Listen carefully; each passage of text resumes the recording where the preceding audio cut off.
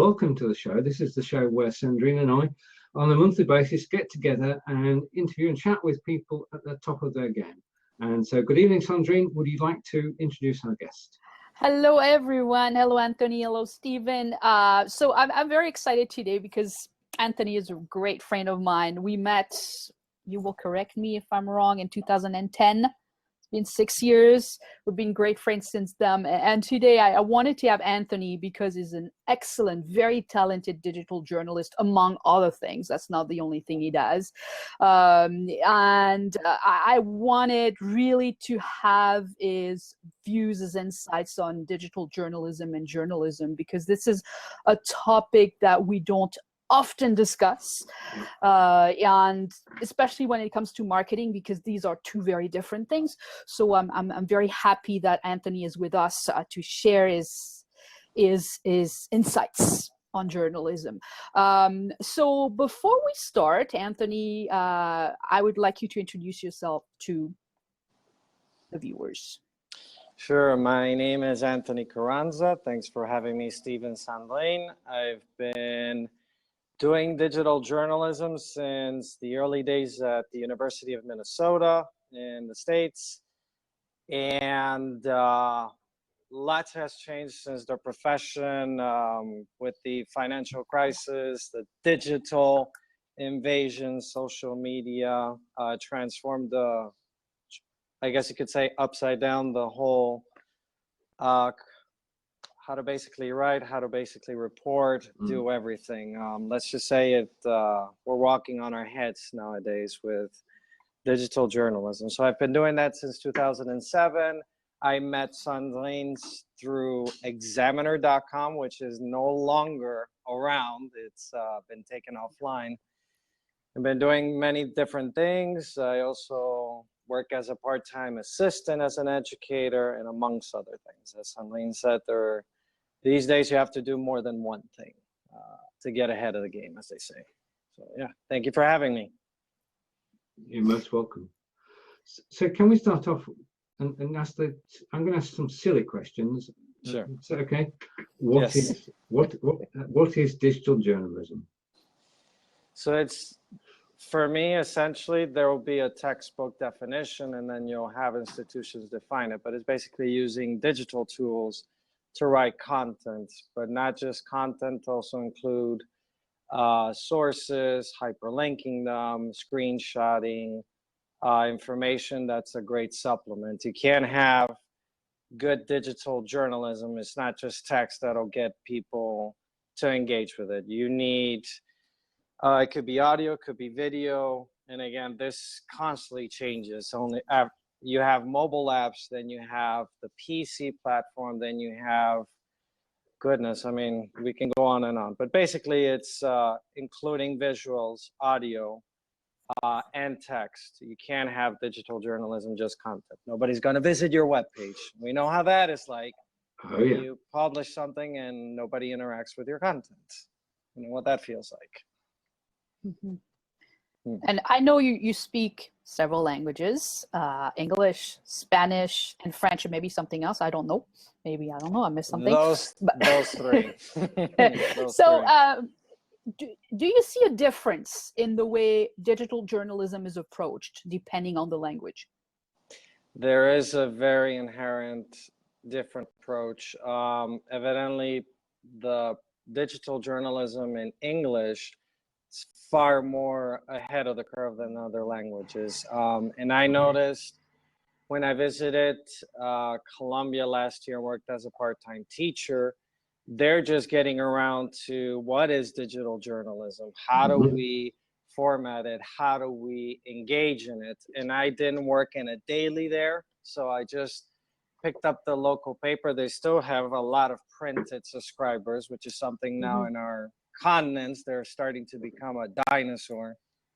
And then in France, it's also has another approach. Articles are also much longer. I think it's because of the language, versus in English, you have it very compact, very concise. There is notable differences, and I think It also has to do with geographic locations. You have to take into consideration the different audiences. It's very hard when you haven't implemented digital journalism on a comprehensive level, how to engage with it. It's trial and error, but there are differences in the languages, and it comes with that cultural heritage and then the institution that goes along with it. So great question. Yes. Mm. Now, of course, we've still got a lot of printed journals about, with hacks getting scoops all around the place. What advantages does a digital journalist have? Sorry, could you repeat that again? There was a bit of an echo. What advantage does a digital journalist have over a newspaper? It depends. I'm not gonna say now newspapers haven't got, caught up, but I think back in the beginning when I started studying the profession, I noticed a clash of two cultures. Okay. You had the printed newsroom dynamics, and then you had the digitally oriented, but still getting the old school of thought.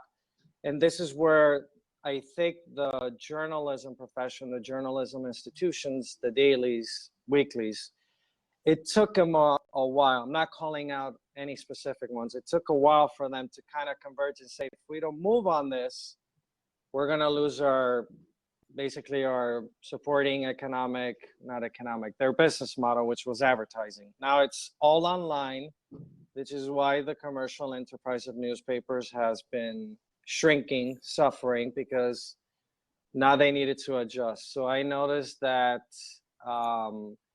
you have more tools, but then again, you could have a lot of tools and you're not utilizing to do in-depth reporting. I think one of the things that are essential to any journalist, I think you have to go very, very deep and paint a complete picture. What I find nowadays, and this I have conversations with Cendrine on a regular basis, is there's lack of depth, lack of context, and sometimes how did we get here? And for some reason, we have more tools. Sometimes they don't get utilized effectively. Again, that's what I've noticed from reading content nowadays. So there's more advantages, but if you don't put them to use, then what's the point? So kind of answer, it's A or B. So okay, no worries. Yeah. Yeah. So my question is to you. If you do not have training as a regular journalist, can you make it as a digital journalist? And are there huge differences between both old-fashioned journalism and digital journalism? Again, I'm only going to be able to quote conversations or experiences where people were like, no, this is wrong. So I think the thing that is important for digital journalism is embedding those facts. Those are important. And I think that's a huge distinction with when you do blogging or digital journalism, with just a few sources and stuff.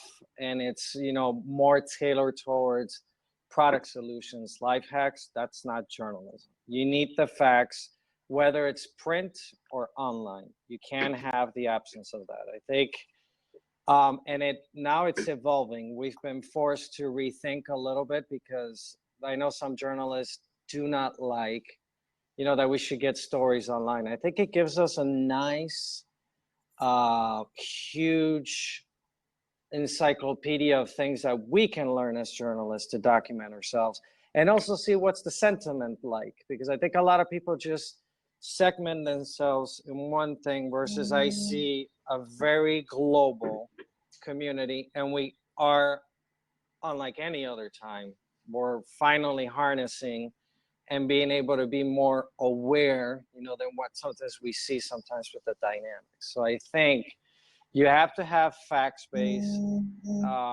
to really bring it out. And I think, as you said, the training is essential because you can be a good blogger, but you might not have those tenets that are important to learn. And I think a lot of people think that because everyone can broadcast now, just about any platform, they're journalists. Not necessarily. There's a training that goes behind it. Just like when you're an engineer, when you're a lawyer, Any other profession, there is formal training. You need to go through that. You can't make any assumptions, say there's a reporter. You can have a scoop or an angle to a story, but that doesn't mean that that's the defining element to the story. Yeah. Right. Do you write across the board, or any particular subjects of interest to you? Oof, you know, I wish I could pick my subjects, but unfortunately, as an entrepreneurial journalist, which is what I have had to become, and I don't like the word because it means to an extent, my bias is going to be a little bit, not intentionally, but I have to, you know, adopt what are the trends in the marketplace, either geographically, locally, or globally. So I do a lot of freelancing. Sometimes I do consulting. Sometimes I have new companies that start up, they send an email, they have a new product launch, they have a new blog out, what should we do, and all that. So it's kind of an interesting time, but it's hard to say I've picked this. I found the model because I think what makes us unique with Cendrine and I is that when they hear journalists, they know that we're going to be very methodical, very technical, very conscientious of how we're supposed to be telling the story, and that we're going to be very detached, but that it, you know, still brings a sense of these are the people that are, you know, going to tell you the story as unbiased as possible. So yeah, that's an important word, unbiased. So hard these days too. And you and I know that, and then Steven knows it too, but others may not, that bloggers have been part of the media for about a decade. When this blogger, I think it was in 2005, got credentials to go to the White House to report on specific events. Totally. So blogging, as I think, blurred the line between journalism, reporting, and, you know, writing in a way. So you work with companies, and how do you work with those companies that pitch you? And what are some of the biggest mistakes they make when they contact you? So we've had this conversation, I think, 100 times with Cendrine. The problem is now we don't have a middleman entity. With the surge and explosion of digital tools, we now have to be doing the payroll. We have to be doing the accounting. We have to be doing a bunch of other stuff. Why? Because when we have these companies, they would normally be filtered in a news organization sense. Now we've had to do everything. We need to know what is their agenda, what is their intent, are they just looking for free publicity? And the abuse that we come frequently exposed to, that, you know, they send you this information and they expect that you're going to give them everything, and then they're going to get free consultations. Like, well, you know, this is good for you, this is an inside scoop. It doesn't work like that. My time, like every professional, has to be to some extent compensated. If you want expertise, I'll give it, but there's those bad pitches that, you know, they assume that because they're giving you exclusivity, they're a startup. I can't call it out specifically because that wouldn't be appropriate as a journalist. That scenario I've run into a lot. And then there are the more appropriate, they're not sure how to approach you, but they send you an email. It could be from one of their outreach, their PRs, or even their CEOs will email you personally and say, you know, I'd like to have a Skype conversation. We're trying to get, you know, kind of a learning curve to how we're supposed to be getting ourselves out there, because now that newspapers have shrunk, they don't have the resources to maybe get them a feature piece. So they're going to people who have had a background and can publish on the several dozen blogs that I contribute to. So, but I think the abuse that's that comes up often, they think that you're going to do something free of charge, do a review and thank you, and then they're like, oh, I thought this was free. And there's that line has been blurred as well with the blogging, the explosion of tools. They think that because they're giving you publicity for free, that that's it, you're well off. Doesn't work like that. I mean, it's a profession, and when you're in a profession, you have every right to make charges. You can give some advice free, but substantially you're there to help, in a paid capacity. Now, one of the topics that you've written about, which I did enjoy reading about, was Brexit. And I want to know how you did the research for that. Wow. Good one. Good question. I read a lot of the dailies in the UK, some sources also in Europe, to get a sense of the sentiment of what was going on. That was a very extremely difficult, because I don't cover that topic regularly, but I went in depth and looked at some historical references to the European Union, the trade relations with the UK. And then I looked at some sources that I actually subscribe to, which kind of helped me insert, for example, voices, which is what I'm supposed to do, not my opinion of what's going to happen with the Brexit. So I quoted Paul Krugman, for example, that I think he's an excellent source when it comes to economics and politics. He's fairly, he puts a lot of good information out there. So I chose different voices. I had to do maybe a day and a half of research just to know where the Brexit was originated, how did we get here, and what are the ramifications, which I think it's the approach I took to it. So yeah. It's a very, very enjoyed, well-informed read. Because being Europeans, both Sandrine and I appreciate what's happening with Brexit and what effect it's going to have. And you were on the money with that one. Sandrine, your turn for a question.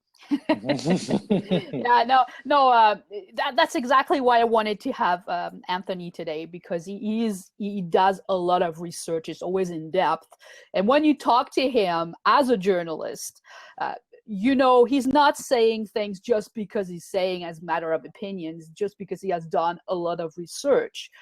So it's good to have someone who actually has the training as an old-fashioned, if I can put it that way, journalist, because you see the difference between what an old-fashioned journalist would do translated online, and someone who has just arrived online and is just doing digital journalism without the training.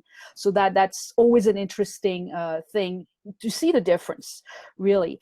But to come back to the topic we were discussing right before Brexit, which we could talk about that for hours, unfortunately. But the topic about approaching companies, the main mistake for me would be that the companies and whoever wants to get the coverage from you or from me doesn't build a relationship with us.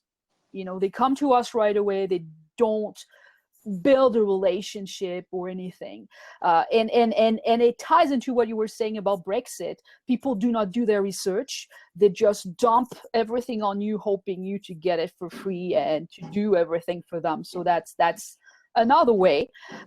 So what kind of advice would you give a blogger or a company on how to basically approach a journalist and get that article, to be sure to secure an interview or a feature article? Oh, that's a great one. And I guess it will depend on who is approaching you, because each entity, and when you go from startup enterprise and then like maybe a corporate size company, their approach is vastly different. And I think they need to be mindful that in spite of, as you say, you're not building a relationship or trying to develop a sense of how the framework is supposed to be, it really comes down to, you have to, do it in increment stages. There isn't maybe like, I can't think of if there's a manual, if there's a book, but I think as everyone, with learning something, you pick it up on what is the structure. And I think the first thing they need to do is introduce themselves, what they have been doing professionally, because sometimes the pitches that we get are just, they, as you said, they just drop everything and then they think that they're going to get impeccable consulting. The companies that have succeeded and have developed a relationship, there's been a mutual understanding what they do. We get introduced, I think, using the remote tools that we have today. Maybe Skyping formalizes a relationship. because I think they need to approach not just sending an email or commenting on an article. That's too superficial. I think it would be wise to maybe have a conference call, get more familiar. What is the other thing? And this is a great question that you added. There's a pillar of how we work, principles, and I think they need to learn that, and each journalist is going to have maybe some defining lines, you know, the 5 W's when you write about them. But I think they need to understand that we all have our expectations, our resources, and how we function within a specific community. And I think they need to have that, even though it's just an email exchange. I think having a conference call face-to-face, you still need that, because you're going to get a sense of who is that other person on the other end. Are they legitimate? Are they professionals? Because as a journalist, you're going to be able to tell within a few seconds if this is a legitimate, especially us, since we've interviewed hundreds of people. You know, unlike other professionals, you're going to notice when they're like, no, I think I'm going to be very polite. I'm going to decline, to do any kind of reporting, because it's just not, you're not representing your brand well enough. And I have to keep my reputation, professional, and being in this, as a communicator, you're going to get really burned quickly online if you misrepresent your real intentions. So I think there's that lack of, and I don't know how you can go about creating a platform, but I think they have to ask questions like we do about what is our process, but they can't assume that everything is a drop of an email, have a press release, and oh, there we go, we're done. Done. Yep. Done deal. Yeah. So is it when we become involved in a relationship like that, it's for a longer term? It's not just the one-off. Sometimes it'll be one assignment, but they'll be, professional about it, because they're, like I said, a startup might have limited resources, but they'll still do a mutually beneficial exchange. Each of us is going to gain something from it, because the thing that I'm fascinated by getting in contact with these individuals is that they're giving us something new that they're putting out there. There's constant innovation. And that helps me see where sort of the trends are developing. From, like I said, from a month to even a quarter, things change so drastically. First, you had Twitter, LinkedIn, Facebook, and now you have Snapchat, Pinterest. You have to get familiar, because at some point someone is going to approach you with an idea, and you have to be ready for it. So we never get any rest. Let's just say that. No, why not? I can understand that. Now, can you tell us a little bit about Epoch Times? Yes, I joined initially. This was as a result of finishing my assignment as a local CBS writer for Minnesota. So that happened as a result of the partnership with examiners. Some of us who had been contributing very actively content, they said, we have a partnership and you can apply to become a local expert. I even had to write about restaurants and food and recipes. That's how far I've had to go. And someone had actually told me about one of my, I guess, colleagues, well, not necessarily colleagues, one of these companies that has a small startup. They're like, hey, they have an opening, and it's about business. Since you've been increasing your portfolio, you should go ahead and apply. I sent them an application with evidently the existing URLs. At the time was CBS. They said, oh, forget bypassing doing a test. If you're able to write, you have an account open with us. So I've been specializing mostly business marketing. Sometimes I'll do journalism marketing and then business journalism. It depends. So I just have a small sections with the Epoch Times. I know they've been growing as a media company. They're huge. They're everywhere. So yeah. That kind of. Oh, I was finished with my response. Oh, right. Okay. Yeah. Yeah. So we've got the next question ready somewhere. Just a minute. Sure. No. We're talking about Epoch Times. I'd just like to if you could just Yeah. There's a little bit about the Hack Life organization. Hack Life? Hang on. Just a minute. LifeHack. Sure. My LifeHack. apologies for that. LifeHack. It's the, I screw all my notes. Sorry. LifeHack. No, that's fine. Yes. Yeah. So that came as a result of, I did some ghostwriting for a couple of health blogs. They were very confident on my ability because of the well-researched. I didn't ask to how do you say, directly apply as a LifeHack writer. And ironically enough, they presented me what was their, their efforts as a healthcare organization. And I kind of took one of the ways that I guess I adopt a writing style for a specific outlet, blog, or media company is I look at their styles on the homepage and their editors and their writers just to get a sense what's the structure just by the reading, and then maybe I'll grab a Word document or Excel spreadsheet and start looking at patterns. And that came as a result of them launching a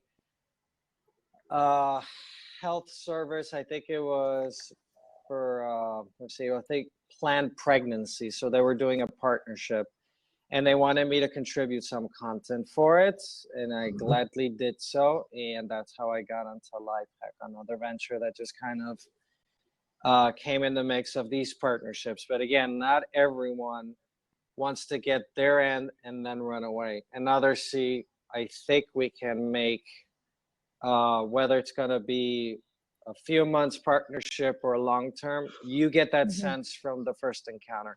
And ironically now, coming back to Cendrine's question with how do you have these companies build a long-term relationship, you'll know by their approach initially when you Skype, because I think the thing that's been common is, let's have a Skype conversation, let's have an understanding of one another. And I think that really helped. And I got into health writing as well. So join LifeHack, they're a great outlet as well. So good exposure. So a lot of variety in your writing. A lot of variety. Yeah, definitely. Which brings back me to my next question. As a digital journalist, what do you think is better? Is it better to have a website or just rely on third-party platforms? And I'm thinking, I know some people write on Facebook, for example, they write Facebook notes.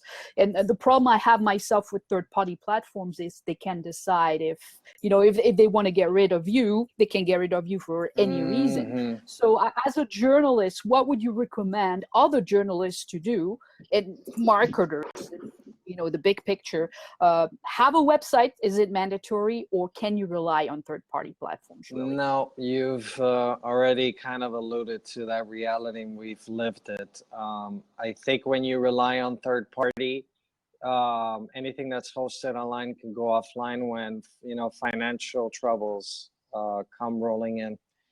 I think you have to build a website, and there are lots of free tools now. They're much better than they were from the inception, because I remember Cendrine at the beginning, she's been doing the website building and blogging longer than I have. I just started to really catch the wave that corresponded to me, because she's like, you gotta have a website. Yes, I know. And the weird thing is, from working on these assignments, now I understand how the robustness of setting up a blog or a website works. It gave me that framework, because that's the part that I was missing. I didn't have that, and that formality did not come from the journalism school. We were still working with InDesign, Photoshop, Dreamweaver, which was the HTML encoder. But I mean, when we arrived at the marketplace, there were tons of other requirements, and you're like, how are you supposed to know all of this if you just came out of college? A lot of the tools that we had, they were useful maybe for local magazines or small papers, but then they were asking you SQL, a bunch of other skills, and now you had to become an entrepreneur, and that means being curious, adopting the skills, how to navigate it, and then apply it to have a solution for the marketplace. So that answers kind of the question. It does. If it's your own property, nobody can do anything about it. I think we're all agreed on that, and that we've been in a situation at the moment where we do shows and we make sure we get the downloads and upload them to YouTube, because very occasionally the provider will disappear. So yeah, having your own site is and making the content there is probably the best way to go. Now, the things that come across through our chat tonight is your enthusiasm for digital journalism. And my next question is a $64,000 question. Where do you think things are going? It's, it's been a very difficult road, but we've had to, like Cendrine, we've had to innovate. We've had to branch and rebrand ourselves in so many different things, because it's not that there's not enough of a support system now, and like the financing and the business model years ago sat on the advertising market that was there available for newspapers. And when the internet came around, that flipped it on its head. And now you had, how many years did readership for newspapers started to talk about, we're seeing this trend, but then we're seeing the downward trend on the other. We're gonna have a lot of access to tools, but I'm not sure we're having enough financial support for it. And I think and this is not being pessimistic, I'm always trying to, find the good and the positive in everything. You have to. Not to sound hopelessly optimistic, but maybe I am. I think, unlike any other time, there needs to be a safeguard, because it has been the fourth estate. It's an important outlet to have, because not everybody's going to have the same critical thinking, the ability to, kind of put what are the issues, what are the things people should be informed about. I think the lurking danger now is we don't have a great support system. I think there needs to be greater economic emphasis on, refinancing this. I don't know what's the specific. There are two authors that I can't remember their names off the top of my head, but they talked about the death and life of American journalism. Those are two great authors that I met personally at the U of M, and they talked about how, the absence of that business model to support. Now we're finding we're only going to have one type of voice, and we're not going to have the variety that we used to. And I think that's going to be leading people increasingly to be misinformed about a lot of things and making the wrong decisions. And I mean, I'm seeing it here in the States, for example. It's dangerous that now you have all of these politicians on all of these social media platforms talking to voters, but you don't have a specific filter, which was media outlets. Now you can get everyone, but you don't have that middle. I'm not. And again, I think there's also been a tarnishment. I'm disappointed because there's always like, oh, but you're a journalist, you always want to keep, telling things and not telling the reality. I'm like, that's just been happening now, because now newspapers that belong to big financial institutions, not to call them out, that's just the way economics works. There needs to be a thinking of how the checks and balances is going to apply, because if we don't have that, we have blogging and marketing that's going to continue to flood online, and then we're not going to care about the things that are important. So I think we're at a point that we need to think about how the business model needs to be reconceptualized. And I don't think that's something that us journalists are going to be able to come up with it. No, it's got to be bunch of experts from different fields that agree how the fund needs to be recreated, because now with the absence of advertising, it's difficult to make ends meet and tell the story. It can be bad and it can be good, but right now we need to safeguard that, because the direction that it's going, it's scary. An independent, reasoned approach has gone out the window, hasn't it? I agree with everything you just said. because now, as you said, the politicians can tweet, and they can tweet before they've thought about it. And that's the there's no self what's the word, censorship, and there's no media censorship. There's no filters in place, are there? No, because it's a third-party platform. I mean, Twitter is a great outlet. I think it still has good ties to journalism. We've seen where it's, changed course of events. If we look at the Middle East, how they mobilize using it. But then there's as you said, but Twitter doesn't think like a journalistic entity. Facebook doesn't either. They know that they can do content, but it's not the content that we used to write. It's very slanted, and this is another thing that's been developing, and I'm not trying to sound pompous or arrogant, but when I've had a few people approach me about the pitches, and then they're like, your writing could be vastly improved if you make it much shorter, simpler words, not so refined. I said, goodness, that would go against all of my years of going to school, even in high school, elementary, learning words. Now it's a cardinal sin to know what a word is used for. And now they want to dumb down your, that's been another developing trend. Yeah. So no self-censorship. Yeah, we're blessed with some wonderful publications though. And my particular favorite is in the UK, which is The Economist. And The Economist in the UK is a reasoned voice. Very low readership, unfortunately, but it is probably one of the best approaches out there.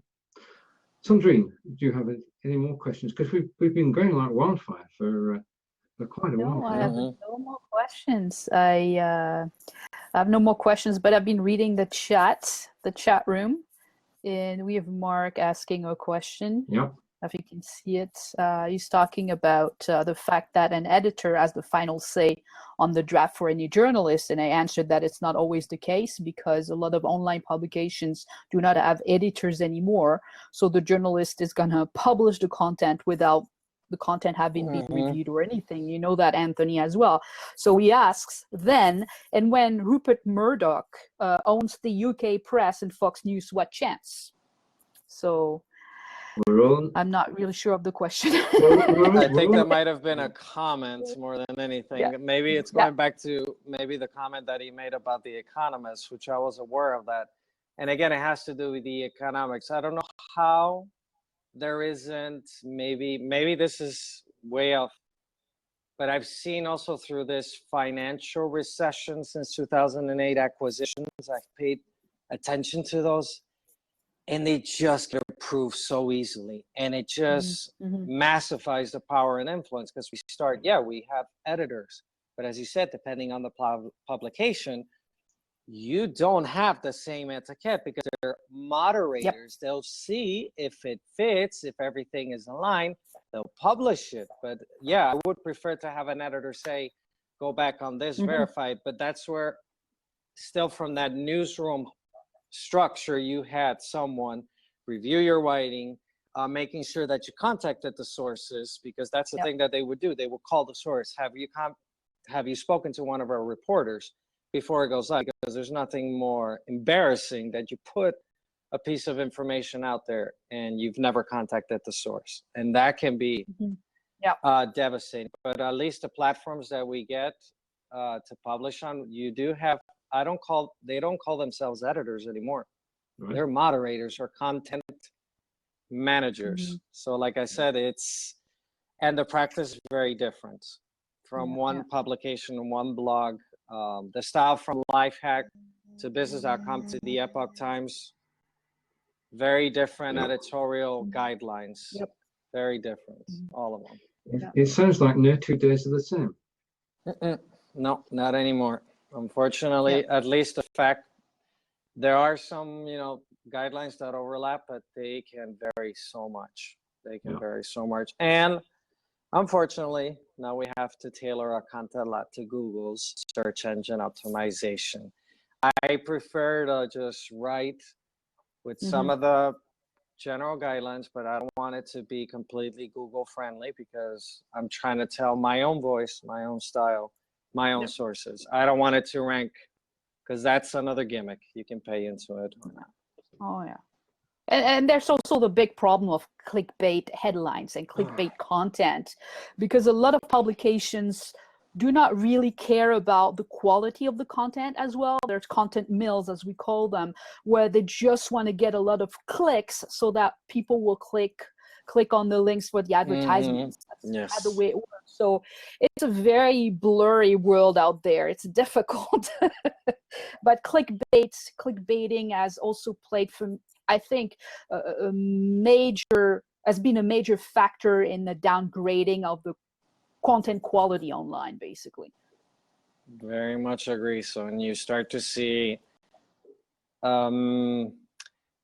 not grammatical but punctuation, and you're like, how? And again, it's like I said, it's a different dynamic. We don't understand it, the remote element to it. That's also another thing. The nice thing about having remote tools or teams working together is because you could have different filters before it goes live. But now publishing, it's just a click away, and you judge if it's a journalist, if it's a blogger, if it's a marketer, but then you'll see the content speak for itself.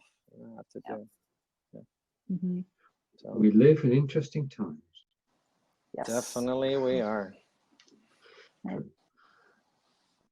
Well, I'm done. I have no more questions. Okay. Right. Anthony, it's been a real pleasure. I couldn't think of a better way to bring our first ever video chat series to an end. I mean, I know you two know each other well. I know you're both journalists, and I've sat here and watched and listened and learned. And it's been a pleasure to talk with you tonight. Well, this afternoon. And thank you for having me. This is one of the first online videos. I always like to work behind a screen, so it was an interesting dynamic. So it's kind of nice to, after developing the experience, to put my face out there rather than right away, publishing something. So thank you for having me. Thank you very much, Anthony, for being with us. I know you're busy, so I and Steven really appreciate your time. Thank you, Steven, as always, for being with me for those monthly chats. It's always a pleasure. Thank you, everyone, for being here and watching. And Steven, we'll see each other very soon. We shall. And it's been a pleasure. Yep. We've enjoyed interviewing people over the last 7 months. And we look forward to season 2. And Yes. we'll see you later this year. Anthony, a pleasure. Look forward to pleasure connecting as well. online as well, and keeping in touch, because this is just the start of a journey. Having the three of us now met, we can move on from here and perhaps come together again on video. And to everybody who's watched, as Cendrine said quite rightly, merci beaucoup, et maintenant nous allons. Au revoir. Bye bye. Hasta luego. Bye. Ciao. Ciao.